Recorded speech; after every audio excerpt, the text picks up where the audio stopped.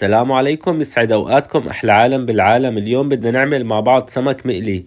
ما شاء الله مبين شي ناهي على الاخر، الالوان بتاخد العقل مثل الذهب. وساويت جنبه طراطور ولا اروع من هيك. حدوه واعطيكم الطريقة. هذا السمك ارجنتيني بيجي فيه بس مشط حسك. بسم الله الرحمن الرحيم. وبالذات للي عنده اولاد صغار ما في حسك غير مشط. ما شاء الله الطعم ولا اروع من هيك. تعالوا نشوف الطريقة. اول شي غاسل السمك انا منظفه. بدي جرح السمكة بهي الطريقة على الوشين، كل وش جرحين. عادة أنا بجيب السمك التورادو، بس اليوم حبينا نجرب ونغير نوع. هلأ بس جرحت الكمية كلها بدنا نجهز التتبيلة. هلأ بدي أضيف الملح، فلفل أسود، كزبرة يابسة، كمون وروزماري، وحطيت دبس فليفلة حارة وعصير الليمون، وبدي حركهم كتير منيح مع بعض.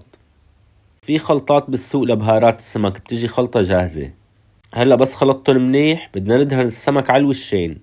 حبايبي انا منزل على صفحتي طريقة السمك بالفرن وطريقة السمك السالمون، بس بالبحث اكتبوا الشيف نور الدين نوع السمك اللي بدكن اياه بيطلع لكم.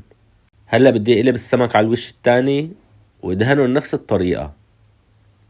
شغلة ما في اسهل منها.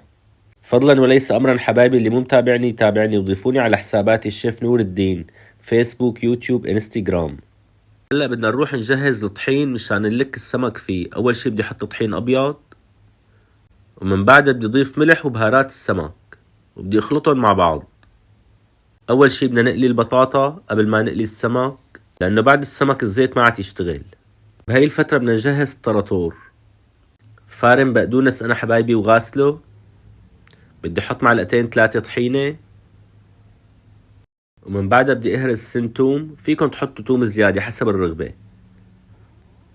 من بعدها بدي احط عصير الليمون ورشة ملح، وبدي اخلطهم خلطة مرتبة مع بعض.